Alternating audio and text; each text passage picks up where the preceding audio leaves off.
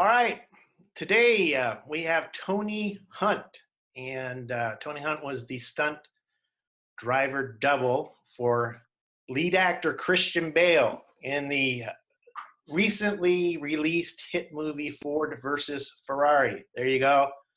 So, so how you doing, Tony? Let's go ahead and throw up some shameless plugs there. There's There's nothing another wrong. one there.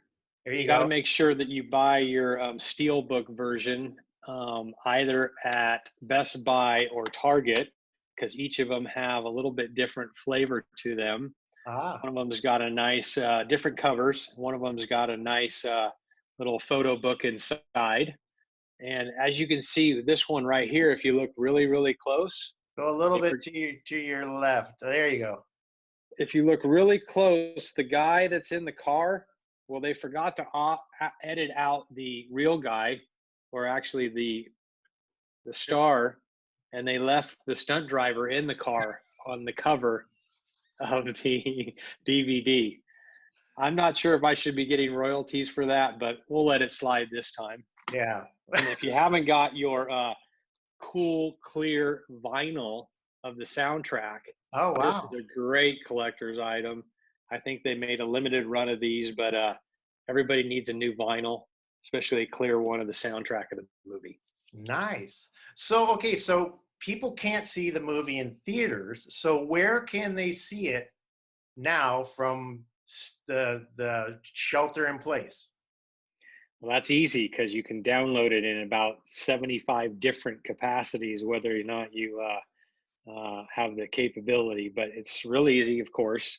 What I have discovered, and I need to do a little more research, is that when I downloaded the one on iTunes and watched it on my Apple TV, there's a really cool, like 45-minute extras version of some behind the scenes stuff that has a nice couple interviews that I did in there as well. But what I did notice is I'm not sure if they're applicable or seeable on the DVDs. So Oh, I'm okay. not sure if that's something proprietary to iTunes, but you can download it on Amazon, iTunes, of course, any other interface online. And then, of course, everybody needs their personal hard copy version on a DVD. There you go. You can probably order that through Amazon, have it delivered right to your house, and You bet. I'm sure there's a bunch of ways to get it. So, so I thought that we would work our way towards questions about Ford versus Ferrari because that's really something important. But your family has a long history in automobile racing. You as well, your father, your grandfather. So, what about just like a short family history of the Hunt family? Oh, wow. Well, I sit in my office here and I could show you around a little bit, but there's quite a few pictures in my office here of a lot of neat stuff Oh, throughout the years of the history of where all this got started. But a lot of it did get started with my grandfather back in the day. And he owned cars at Indianapolis and dirt champ cars that a lot of the very familiar and famous names drove throughout their careers. And then my father obviously got the bug as well because he was hands-on at Indianapolis and throughout the country at all the neat dirt tracks, the mile dirt tracks and stuff. Got to witness the rise and fame of guys like Foyt and Unser and Andretti, and really get to see the real roots of how our industry took off back in the day when the men were men and the boys were boys. yeah. And but I was exposed to it at an early age as well. Being around it, obviously, it was very impressionable to me and seemed like a cool thing to do. And back in those days, you didn't have a lot of things to occupy yourself, like video games and all the other activities that you do these days. So I was pretty focused on, the idea of wanting to be a race car driver, being racing in some capacity at a very early age. Certainly watching my dad race at Ascot down in Southern California Yeah. was very, had a big impact on me and impression on me and what racing was all about. So It was it seemed like a nice transition, and I'm super fortunate, obviously, to have that exposure and to have it be a goal-driven guiding direction for me in life. Yeah. So what did you start racing? I mean, what kind of race car? What, go-karts or? So I started racing. I'm not sure if I have a picture in here, but I did. I started racing quarter midgets down in Southern California at Pomona Valley Quarter Midget Association, and at about 5 years old, because that was the thing that everybody was kind of doing, and Yeah. those were the early age options. Now you've got so many other options, but that was for me, where everything got started. And then when we were living in Southern California, we moved up here shortly after that, and I got started in karting and actually on the dirt, and then got right into the sprint kart stuff and the road racing kind of karting stuff. And then from there, it just kind of stair stepped the ladder up of racing stuff. I did modified midgets, and then kind of got in a direction of, hey, if you're going to race an Indy or have aspirations to race an Indy, you need to be in somewhat of a rear engine car. So I went to the Russell School down at Laguna Seca, Oh, nice. and got my early training down there at the Russell School. And from there, I raced the Formula Mazda series there, and then jumped into the Formula 2000 series.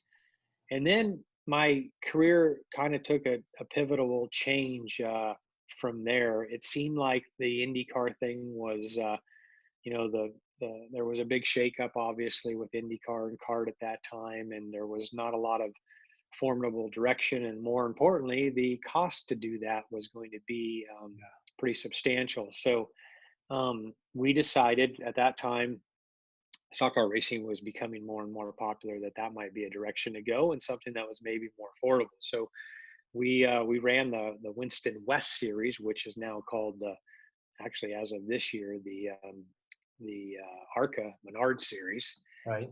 formerly the Winston West series back in the early 90s. And then shortly after that, we kind of run out of funds quite early, easy to do. And I moved to Charlotte. And when I moved to Charlotte, um, I figured, hey, I need to be on these tracks and have some experience. And I felt like the only way to do that was to go to work at one of the racing schools. So I went to work at Fast Track Driving School, Andy Hillenberg School, Oh, nice. and then I went to work at the Petty School shortly after that. But those platforms gave me an opportunity to drive on every one of those tracks that was currently being sanctioned on a weekly basis for the Cup guys. So I felt like this is great. I've got some formidable on-track experience in the school cars, and this will give me a little bit of a foundation to hopefully get a ride. And you spend a lot of your time working, but of course trying to develop sponsorship and meet people and network so that you can Yeah. hopefully bang on the right door and have somebody open it and say, hey, let's make this happen. So about 5 year span of that, and it was tough. I mean, I can't say that that was the greatest thing that I did, because there were times when it was very tough, and it was, you're knocking on a lot of doors, and you're getting a lot of lip service, so to speak, Yeah. and a lot of no's. And so, I did some late model racing back there, and a few other things, but for the most part, it was just really tough. And I think my timing was a little off, because at that time they kind of wanted the veterans back in the day that were sort of proven. The young people weren't really being considered unless you had a ton of dough. So, Yeah. I was spending a lot of time trying to find the right funds to leverage an opportunity, and that didn't seem to materialize. So I moved back to California, and at that point I was pretty distraught and disappointed, and certainly all those emotional things you go through is when you're trying to make something happen. And got right into a sprint car right away, thanks to an opportunity by a guy named Ken Pearson here locally.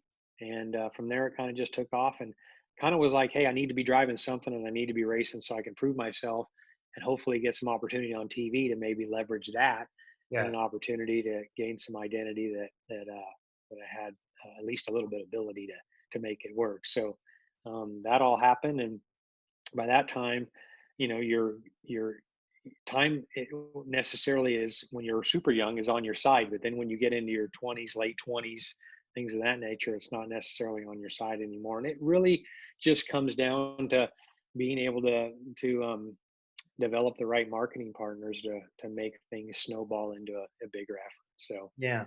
that's kind of a nutshell of things. I raced with USAC, the midgets and sprint cars out here. Had a great time with doing that for, gosh, I think about at least maybe 12 years or something like that, and Yeah. won a few races and won a few championships and had a good time. And then obviously, um, that's kind of how the whole thing sort of developed into an opportunity for the film business Well, as that well. yeah, that was going to be my next question is how does that transition happen? How does a sprint car midget winning driver all of a sudden get into the stunt driving? How does that? It's a lot of life choices that direct you in ways that you can't always dictate. But in all honesty, I was fortunate to race with some guys that were circulating in the business as well. I'm a good friend of mine, Greg Tracy, who I raced with karts back in the day, was pretty seated in the business, and a couple opportunities and name referencing and that kind of stuff happened. But when it really happened, my first opportunity was way back in the day when I was at Russell. Um, I did a little skit on the hit series Coach with Craig T. Nelson. He was Ah, pretty tight in being a race driver at that point as well, and doing it as a recreation. And he did a little episode with Rick Mears that had some driving in. So I did it back then. But back then, I was still really focused on being a racer and making a career out of that. Little did I know that there was a film career that I could also have been a part of too. So I didn't really pay much attention to it until when I was living in Charlotte, at least almost 10 years later. I got an opportunity to do a Ford commercial at Darlington in some passenger cars. They needed some drivers that were familiar with the track, and I kind of got into the Screen Actors Guild union on that job, and it kind of opened my eyes to an opportunity there. And those, just on that day, met some people that I networked with, kept in touch, and those things kind of sort of snowballed into there. Shortly after that, I think the next big one was maybe the movie Herbie came along, again needing some stock car drivers that were familiar with stock cars and obviously racing. And then right after that, Talladega Nights came, and so a couple of big feature films were there. And then that all parlayed into a whole nother network of industry people that I was able to gain some relationships with that developed into some commercial work for car manufacturers and things like that. And then I just kept sort of hopefully seeding myself in the business to where I could make that a somewhat of a supplemental income while I was still racing. yeah, nice, nice. So, so you just mentioned one of my questions was going to be what other motion pictures have you been in? But you nicely already answered that for me. And I mean, I know lots of people know Talladega Nights. That was a pretty good movie. So, um, was there ever a stunt that you did that you, after it was over, you thought, I am never going to do that again? I think there's enough people that have to sort of sign off on stuff that you do. Obviously, with the union environment, everything's kind of got to be looked at by several different eyes in the way that tries to make it as safe as possible. There's been a few occasions that you're put in on the spot that you're not prepared for, meaning that either you haven't driven the car, you haven't seen the terrain, you haven't seen the surface, all those things. And that's a very common thing that happens in our industry, just because everything's so timely. A lot of times you've got 200 or 300 people on set that are all in different departments that are depending on you to do the job and to do it in a timely fashion, and everybody's under the gun. So you have to improvise, and hopefully your background or skill set, just by experience, will get you through that unscathed, so to speak. But I haven't done any jobs that there certainly has been some jobs that are what we consider a pucker up factor. Would I do them again? Yeah, of course, now doing it and surviving it, I would do it again. But uh, there's been some times that even on Ford versus Ferrari that I was really really concerned. And while you're staging to do stuff like this, and everybody's getting prepared for the director to say action, a lot of things go through your head, and some of those are good and some of those are bad. But I think that if you don't have a little bit of that, certainly the fear or the concern, you can always balance it with your courage. But if you don't have both, it can get you in trouble sometimes. So you have to be logical about it, and you do have to at times be in a position where you can say, hey, this is not going to have a good outcome. We need to reconsider this, and maybe look at it a little differently, so it has a better outcome. So um, that's just part of the game. It's kind of like doing business and negotiating Yeah. right on the spot. Yeah. So what about the flip side of that? Is it was there a stunt that you thought, oh man, that's so cool. I would, if they could let me do this one more time, I'm all in. Yeah, I mean, a lot of times when you do these stunts or do these scenes, you do them multiple times Wow. because they're trying to either find a different angle, they're trying to change filters, they're trying to, just give it a different perspective. And so you do scenes very often multiple times. And so, there's always those scenes that you go, that was really cool. I hope I don't have to do that again, because it's you're threading the needle and you're driving by the seat of your pants, and there's so many variables involved that if somebody slips up, it's going to be it's going to be an unfortunate situation. And for especially Ford versus Ferrari, I mean, you're dealing with a very expensive equipment, and you're dealing with period appropriate resources, meaning your safety gear and the cars and things like that. That if something goes wrong at those speeds and in those conditions, then the likelihood of somebody getting hurt is pretty high. Yeah. Yeah. So so then let's talk about Ford versus Ferrari. Did you when you were somehow, and you can let us know how you were brought into this job, did you have any idea that this movie was going to be as big as it ended up turning out? Did you? Not at all, not at all. And I'll kind of go backwards with this, but I mean, for months there, certainly after we were done filming, I don't think we ever put it out there, on social media, or ever said, hey, this is going to be a blockbuster, just because you don't know. I mean, by the time it gets to, the editing folks and everything else, they may have a different perspective or different point of view on how they want it to be perceived. And so you're always at risk of, that scenario. But fortunately, um, that department and all those departments that had their hands on it afterwards did some really amazing stuff with it and made it into a great movie. Now, to back up to the original days, I mean, or the days prior to filming, you hear about movies like this and you say, hey, people reach out and they say, hey, are you available, and yada yada, and then you kind of put it on the radar, so to speak. But what I've learned, it's kind of like racing, especially when you're a journeyman, until you get there and until your name's either on the car or the call sheet, there's no guarantees, because things, for political reasons or just uh, natural reasons, go away in a heartbeat. So I'd heard about this movie, and certainly, was super uh, stoked and excited to be a part of anything like this. And I was, reached out to by a good friend of mine who I'd worked with on a lot of previous movies, who's a racer as well, Robert Nagel, who happened to be the stunt coordinator on this film, Okay. and met with him, and went through a lot of different discussions with him prior to.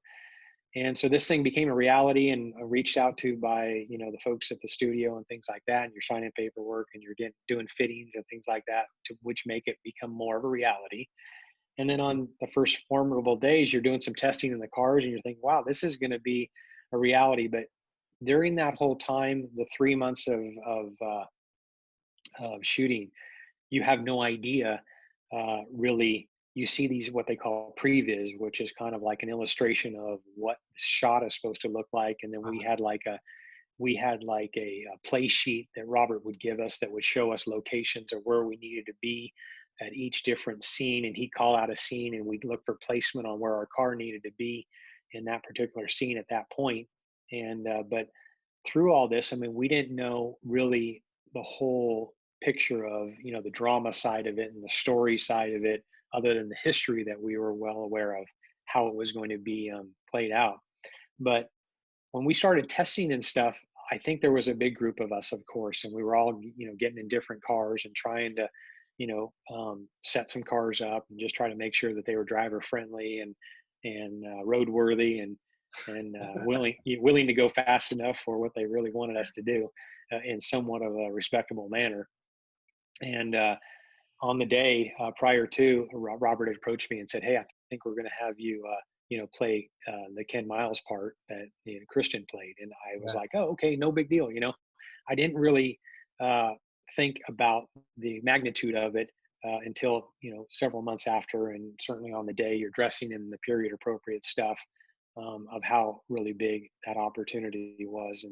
And everybody on the film, including all the stunt guys throughout that whole department, just did an amazing job.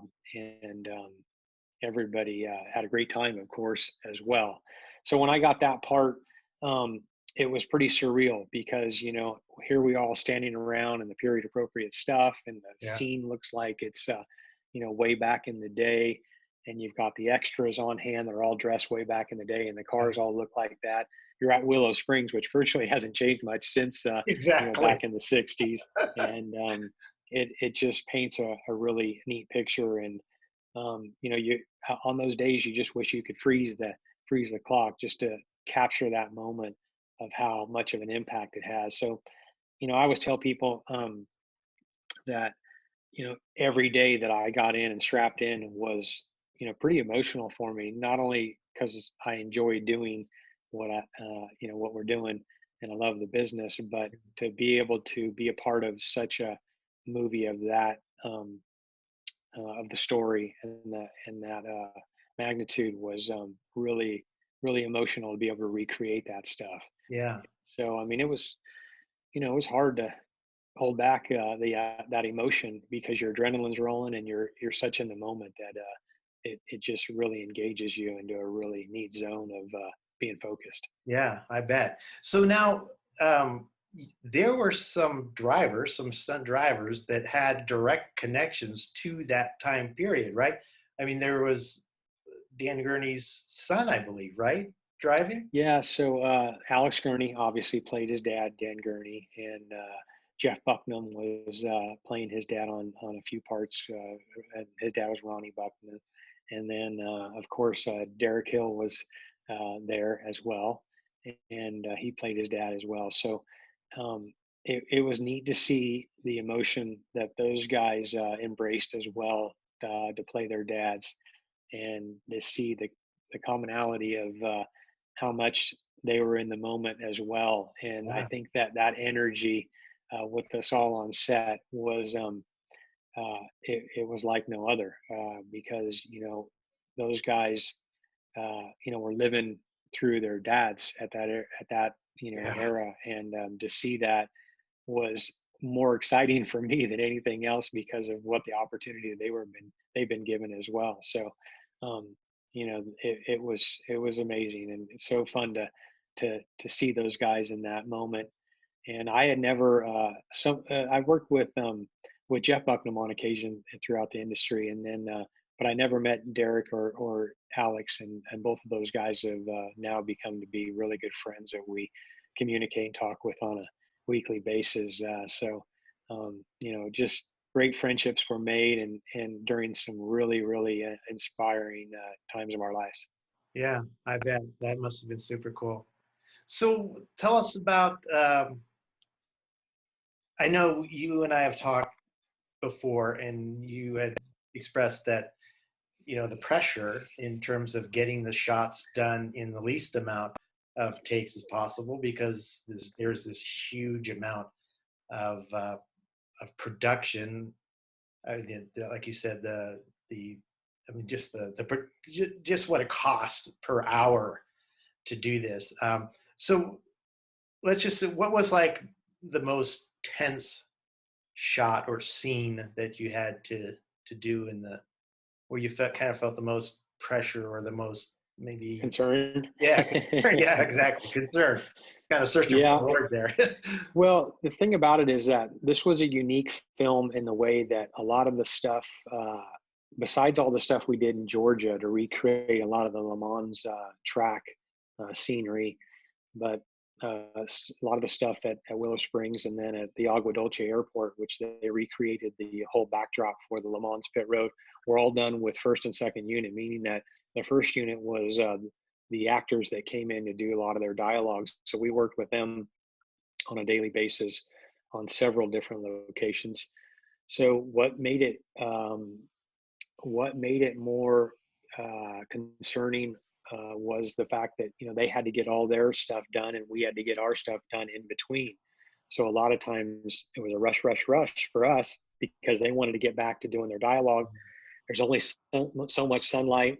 A lot of the scenes have to be captured in a replicable shot that they did prior to make sure that the lighting and everything is correct so that it can seem seamless in regards to the prior days that they shot. So, everybody's in a rush and everybody's responsible. Those different, folks that are in charge of the lighting and things like that and the shot. And so everybody gets in a frenzy at times, and the anxiety level gets a little bit crazy, and people get in a rush, and that's a lot of times when things can go wrong. So it's your job and every department's job to really stay as calm as possible and to try to eliminate as much confusion or wrongdoing as possible. But um, I think a few of our shots that were the concerning ones were the ones, of course, that we did at night because limited visibility. Obviously, they didn't have great lights either on the cars or at the racetracks Yeah. back in the day, and then they added the rain scenario, and the rain scenario was a whole different challenge just because when you drive in rain, obviously racing in rain has a different technique in itself. But when you drive from the dry into the rain and you drive into blankets of rain, it creates quite a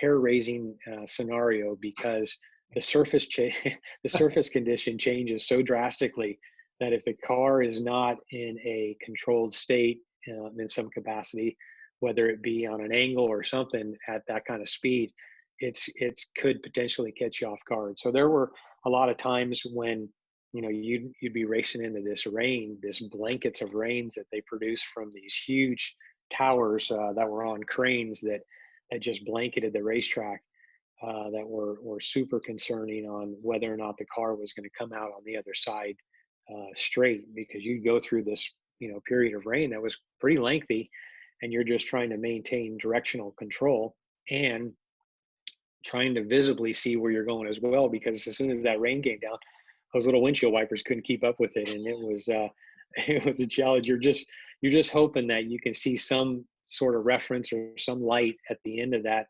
scene that will give you some guidance on where to point the car. So Yeah. those were the concerning parts, because you've got so many people. You've got people standing in pit road at the airport there, that if something went wrong, and fortunately they had the barriers and stuff there on the pit road that the guy stood behind. But if something went wrong at seconds notice, then it could have been a big scenario. Yeah. So those were certainly concerning moments that were ones that you got to the end of the day and you're just a relief that everybody got back to the hotel unscathed. Yeah. So you're not like driving 60 miles an hour through this rain. You're at speed, right? You're at speed. I mean, you're going as fast as you can go. Literally, the director was saying, hey, can we get him going faster, faster, faster? And that's when things start to get a little bit dicey, because you're going out there, trying not to leave anything on the table and trying to get going as fast as possible. The problem was that we faced, is that the cars all dynamically had a different control capability to them. Uh, Not only obviously naturally, as far as the suspension and stuff, but also we had an issue with tires and trying to find the right tire that would help the cars plane over the water effectively and maintain control. And so you're dealing with the Porsches and some of the other cars that didn't quite have as much horsepower, with a better tire that were sometimes capable of going maybe quicker than the GT40, just maybe because we didn't have a uh, proper tire on the GT40 yet. So and they had plenty of power to slip those tires at any occasion. So you had to be really cautious and careful on what gear you're approaching, obviously that rain area in, and certainly the directional control of the car, because once you hit that amount of water, that unfortunately at the airport, the surface was relatively flat, so it wasn't draining a lot of water. So a lot of uh, standing water created a hydroplane situation on several occasions, and you were just hoping that like I said, there was some directional control once it landed, yeah. after that actual scene there. Yeah. Wow. Well, we are glad that you're here to tell us about this. That no one got hurt. Seriously, that sounds pretty ominous. Who's been your biggest mentor? Who's had biggest impact on your life in terms of like a mentorship? you know so many people that I've come across, through the different facets of racing, whether it be quarter midgets, karting, formula cars.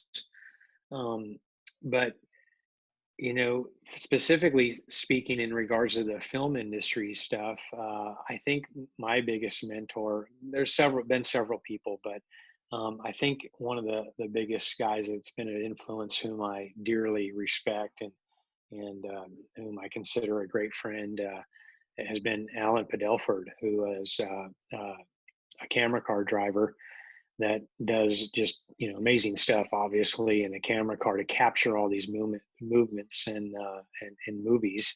That is a amazing, like I said, amazing driver himself. Doesn't always get a lot of worthy credit, so to speak, because he's kind of behind the scenes guy, but just been a great friend and great mentor to me on guidance and opportunity. I've been fortunate to drive many of his different types of equipment in a lot of different movies, and he has I met him early on, way back in the days of the commercials and the movies as well, and we've always had a great rapport and I think respect for each other. But he's been a real staple and certainly a pivotal mentor in my career, along with several other people. I mean, there's guys that have been really helpful and encouraging and been there to really be instrumental on direction and stuff, like guys Rich Rutherford, I mentioned Greg Tracy, Steve Kelso, and then of course Robert Nagel, who has been a great friend as well, and the stunt coordinator on Ford versus Ferrari. So you run across a lot of great people in the industry, not only in racing but the film business as well. And in my racing, I had a lot of great car owners, and that car owners are characters. They have unique personalities themselves, and as a journeyman, your job, and in the film business, is the same thing. Your job is very dependent upon your ability. And like they say, you're only as good as your last race. You're only as good as your last movie. So it's very similar to that.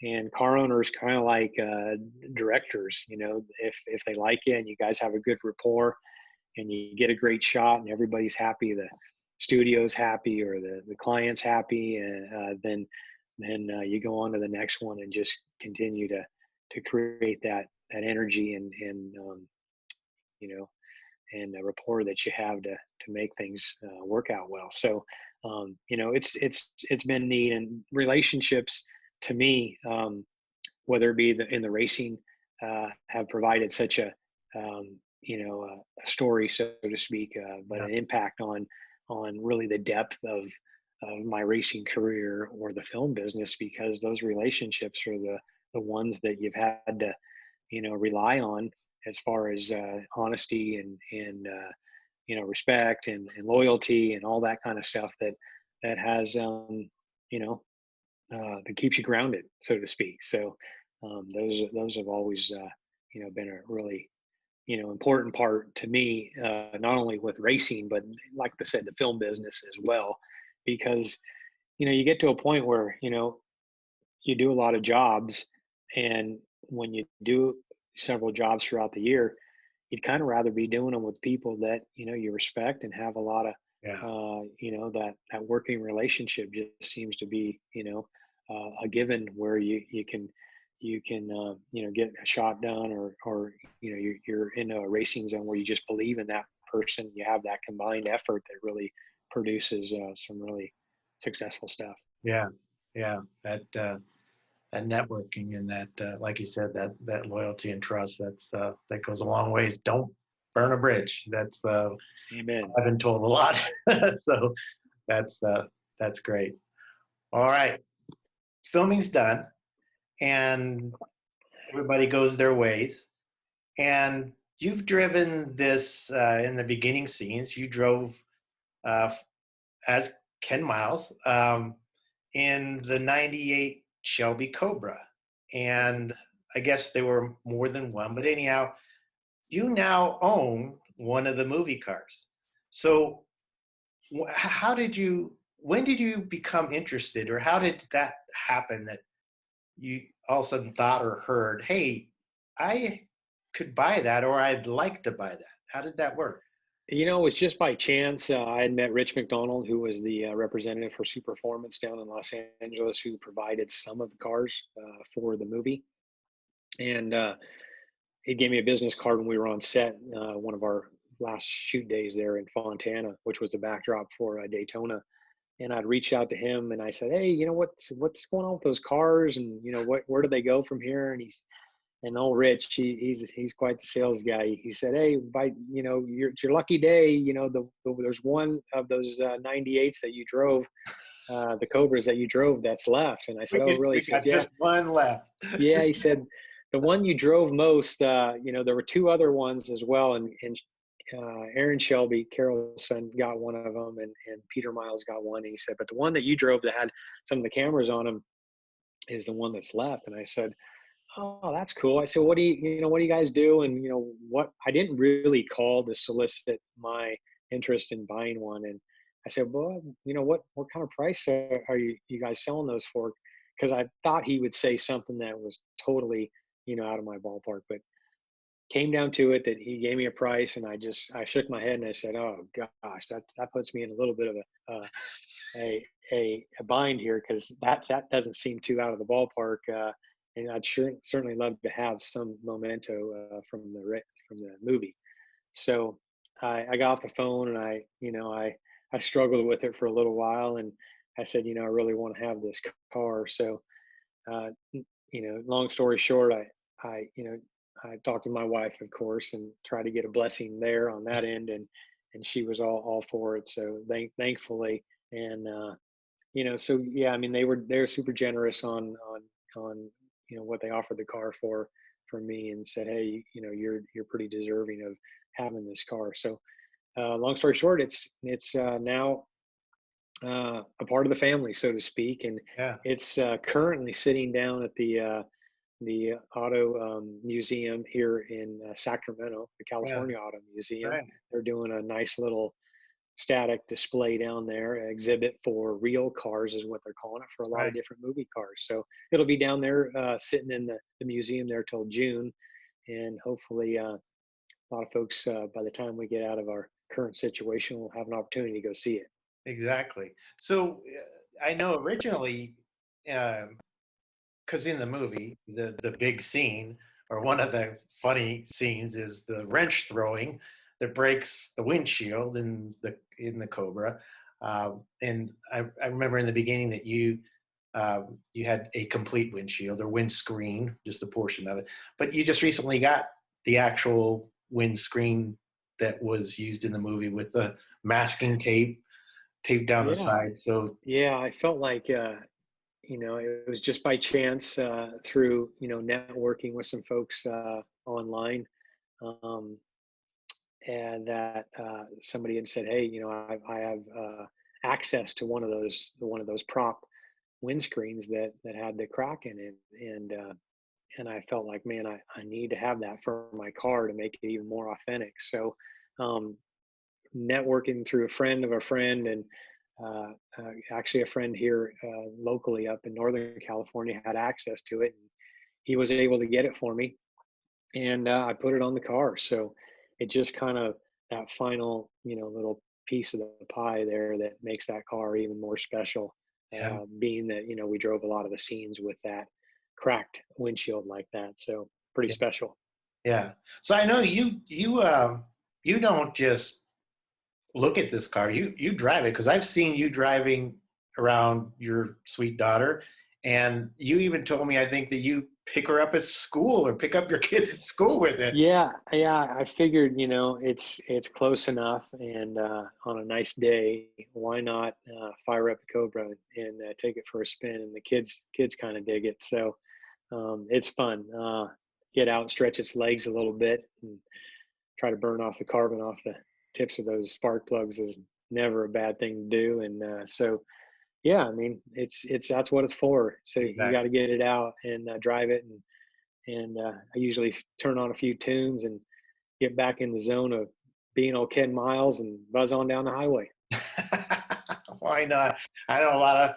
I mean, there's two sides. So a lot of people like just want to sit on their cars, but that I'm of the opinion. Sounds like you are as well. That you got to drive them, you got to enjoy them. So that's great that you're doing that. So, Yeah. so what's next on the horizon? I mean, obviously, nothing's going on now because you're stuck at home. But so, anything on come? Yeah, I mean, I was actually on the way to a job on the 14th, 13th, actually, Friday the 13th, and on the way to the airport, and everything kind of shut down from there, got turned around, and had a few things. I was headed to Houston for a job, and everything got shut down. So, um, yeah, there is. I think the whole industry, obviously Hollywood shut down, is Yeah, a little bit of concern on what's next, and it's there's certainly some things that are obviously being talked about that were on the plate prior to, but I'll tell you, with the uncertainty we have going on now, there's not really a definitive timeline on when things are going to get started again. yeah, yeah. So, a couple last closing questions. Do you own any other unique cars? I think did I just acquired a 72 XKE 2.2 12 cylinder Jaguar, and that's a special car to me as well because I've been fortunate to work with that brand in the manufacturer business for the last 5 years, and wow. to have some history and just a beautiful car. Obviously, I love the classics, and to have a little bit of attachment to the brand in that capacity is kind of cool. So we try to buzz that around as well, and have some fun with it on a sunny day. Ah, nice. I thought you were going to say you own a Ferrari. So No, that'd be like changing alliances. If I'm going to be a Ford guy, I better stick with it for this point. exactly. So, all right, last question, Tony. What's the best advice you've ever been given? In any, On life, you learn so many things in life, especially the racing business and the film business are somewhat similar. Never let a small thing get you down, because you got to keep digging, and there's a lot of people that deal with a lot more struggles that are they're challenging. So you got to be able to hold your head high and just overcome the challenges and keep plugging away because Otherwise, you get stuck in the mud, and it takes a while to get out. So just keep positive, and keep being yourself really is important, and just do the best job you can, and hopefully that speaks for itself. Yeah, awesome. Well, you're such an awesome guy. You're transparent. Yeah, I've heard, I don't know how many people that have met you. They said he's the real deal. So, thanks for coming and doing this, you know, interview that hopefully helps us all kind of forget some of what's going on in terms of what we're Oh, dealing with amen. and how serious it You is. bet. But hey, I got to say thank you for wearing that awesome hat, Cars and Coffee Whitney Ranch. I'll get my little plug in there too. So, so Well, you're anyhow, doing a so great job. So you keep up the good work too, my friend, and hopefully we'll get some better days ahead. And all us car enthusiasts and race nuts can get back to the racetrack and get back to sharing a coffee on a Saturday and seeing some yeah, cool cars. we will, America's strong. We will come back from this, and we just hope and pray for everyone who's struggling, because there are certainly a lot of people who are, and so we just kind of reach out and individually reach out to the people that are near us, and neighbors, friends, and in community, and just kind of help each other all out. So Yeah, you awesome. bet. So all right, Tony. Well, thanks for on a rainy Sunday for giving us a little bit of time, You're and not kidding. we'll just I'm sure we'll see you out and about at various car shows, bringing your awesome car. And so, The sooner the better, my friend. all Thank you right, very much. all Great right, talking to Tony. you. Have a Take great care. have a great All right, day. bud. Thank you. You too. Bye-bye.